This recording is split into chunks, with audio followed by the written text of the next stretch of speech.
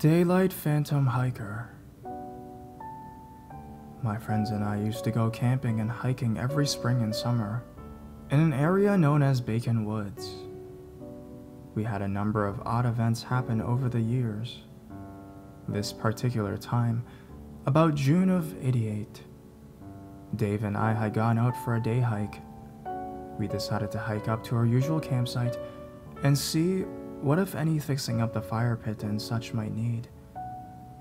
We bought Dog, Dave's large mixed breed dog, with us.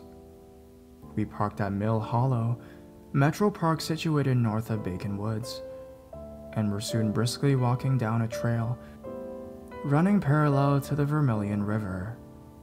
It was a beautiful, warm early summer day.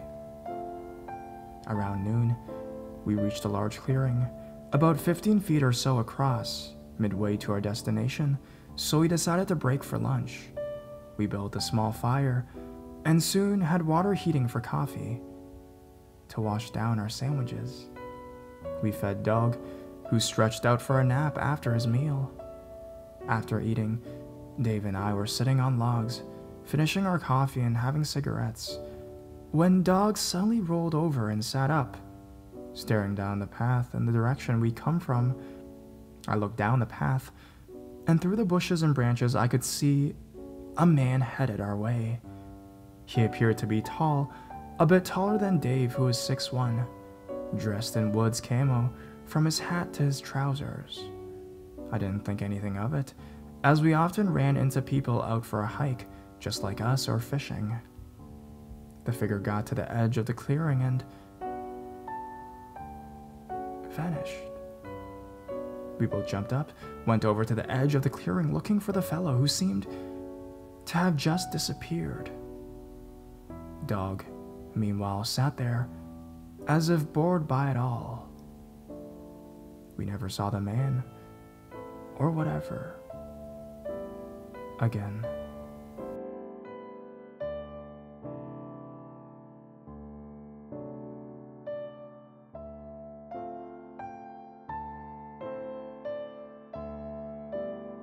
Blackfoot Reservation, ghostly campsite. I encountered another ghostly campsite while hiking with some friends on the Blackfoot Reservation by Mini White Horse Lake, aka Cooper Lake. We had gone to the lake to fish, but several of us were not big on fishing, so we decided to go hiking instead. Me, my ex-husband Sean, my brother Mikey, and his girl Sarah went hiking while the rest stayed to fish.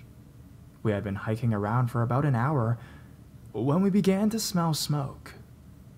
We followed our noses until we found the source. At first, I thought it was just a small group of braves on some kind of special campout because they were all Indians dressed in traditional costume. The group consisted of 4 men, about 40 to 45 years old, and 1 man who looked to be in his 50s or 60s. Since I thought they were for a special reason, I began to turn away. That's when I noticed that, even though a fire burned brightly in the fire pit, no one was adding fuel to it, and it never consumed any of the fuel already there. I decided to see what would happen if I spoke to one of them. I stepped forward and said, "Oki," which means hi. None of them even glanced at me. I tried once more, "Oki, I come in peace." Again, no response. I looked at the rest of the group and they all looked as puzzled as I was. Sean thought maybe they wouldn't talk to a woman for some reason, so he tried, "Oki." Nothing happened. Each of us tried in turn to get a response, but we did not exist in their world. After us trying over and over to make contact, the camp faded away. As soon as the camp was gone, I stepped into the middle and began digging around with a stick. After a bit of digging, I found a couple of rocks that were burned on one side as if they had been in a fire ring. We returned to the rest of the group and told them what happened. My friend Katrina thought we were making it up, but finally agreed we had seen something, since we all told the same story.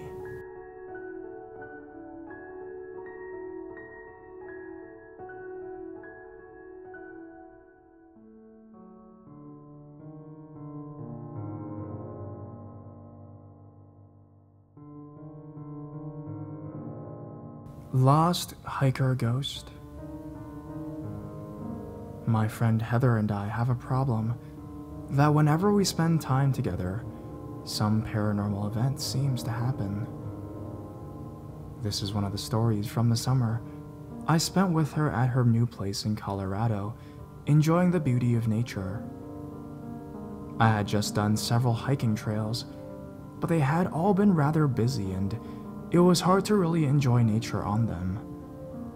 A friend of Heather's, Mike, suggested that we do a trail outside his hometown. He said his town was in the middle of nowhere, so we wouldn't have to deal with all the summer crowds at the parks and tourist spots. We all thought it sounded great, so we packed up and headed out. We decided we were going to camp for a few days somewhere along the trail just to relax and take in nature. So all in all, our trip should last about 5 days. On the trip was myself, Mike, and my friends James and Heather. After a day and a half of hiking, we found a beautiful, almost level clearing with a slope down one side that looked down on the forest below. You could tell by the old cans and the way logs and rocks were moved around in the area that this was an old campsite. So we set up for camp there for a couple days, relaxing in nature. Too bad. We never really got a chance to relax. On our first night at around 11 p.m., we were sitting around the campfire telling jokes when Heather says, "Hey, did you guys see that?" and points down the slope at the tree line. We all turned and looked, but there was nothing there. I wasn't even sure what we were looking for. Heather said that she just saw a light, and sure enough, about that time, a light like one from a flashlight starts shining through the trees. But it's moving rather quickly and is jumping up and down like someone is running it with their hand. James jumps up and yells, "Hello, is someone there?" down at it, and the light immediately went out. Heather and I decided it would be smart to sleep in the boys' tent that night. The next morning, James and Mike went down the slope to see if there is another camp down there. When they come back, they had with them an empty backpack that they found on a rock just behind the tree line. The backpack was weather-worn and was literally falling apart. We all decided that we should stay there one more night and that we had nothing to worry about. It was just some camper who probably just forgot their backpack a few years ago, and the flashlight the night before was probably just another hiker. To this day, I wish we hadn't stayed. I still have nightmares of that night.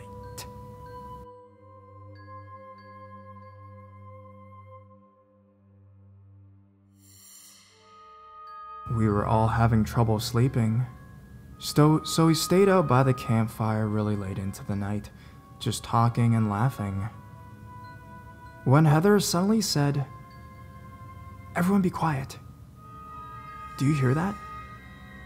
So we all went quiet, but none of us were able to hear anything. Heather's eyes were wide open, and her face had just gone pale in the firelight. I asked her what she heard, and she said she could hear a woman crying. Still, none of us could hear it. So we thought maybe she was just pulling our chains. James and Mike start laughing and say things like, "Good one and nice try." Then we all heard it. Clear as can be, the sound of a woman crying. James and Mike are both police officers, so without hesitation they both jump up and grab flashlights, thinking they might be hearing a lost hiker. Heather and I were unable to move. Something didn't seem right about the noises we were hearing. James and Mike headed down the slope towards where the crying was coming from, as me and Heather sat, trying to comfort each other. They had been gone for about 10 minutes, and we could hear them yelling, "Hello! Please tell us where you are!" Then we both heard them begin screaming, and maybe 2 minutes later they both sprinted up the slope back to the campsite. Both of them were so out of breath they couldn't talk, and Mike started to throw up in the bushes next to the camp from overexertion. They both said, "Hurry up, we're leaving now," and started taking down the tents. Heather and I didn't ask any questions. We were too scared to talk. We just packed everything we could, and we started back down the trail in the middle of the night as quickly as possible. When the sun finally came up, I got up to nerve to talk and asked James what had happened.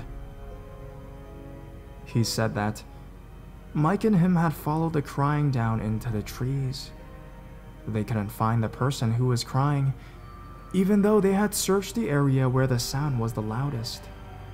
Then, as they were coming back to camp to call for help, they passed a rock where they had found the backpack, and next to it was a girl sitting with her head in her knees, crying. She said it was weird because she was wearing a big red winter jacket and a black stocking cap, but it was the middle of summer. They were about 20 feet away when James asked if she was alright, did she need help? He said she stopped crying, pointed deep into the forest, then disappeared. This is when Mike and James screamed and ran back to camp. At the time, we were all so scared that we didn't really have time to think about things. We are all pretty sure that whatever it was trying to get us to go where it pointed. We've discussed going back there and trying to go the way it pointed, but we are unsure if it just wants us to find something or if it has bad intentions for us.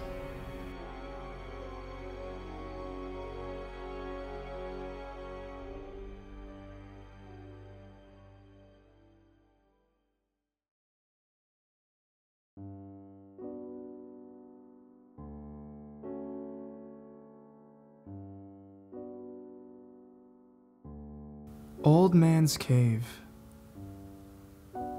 This is just a short story of something that happened last week. When Rob, my husband, and I went to Hocking Hills State Park in Ohio. We decided to go to Hocking Hills for the day last Saturday, September 22nd, to do some hiking and sightseeing. I haven't been hiking in forever, so I was reluctant to go. That and I just simply didn't want to. As we parked, we noticed that several people had gathered to take pictures on the stone bridge that leads down to the path that takes you to Old Man's Cave. As we were waiting for them to move, we were talking about the history of the place. I have lived in Ohio for 18 years and have never been there. So Rob was telling me the different things we would see and where to be careful. The crowd finally moved, and we made our way down to the steps, leading to this beautiful rock formation. I was watching the sun glint off the water, instead of where I should have been walking, and I was getting a little close to the edge. I heard Rob, or what I thought was Rob, say,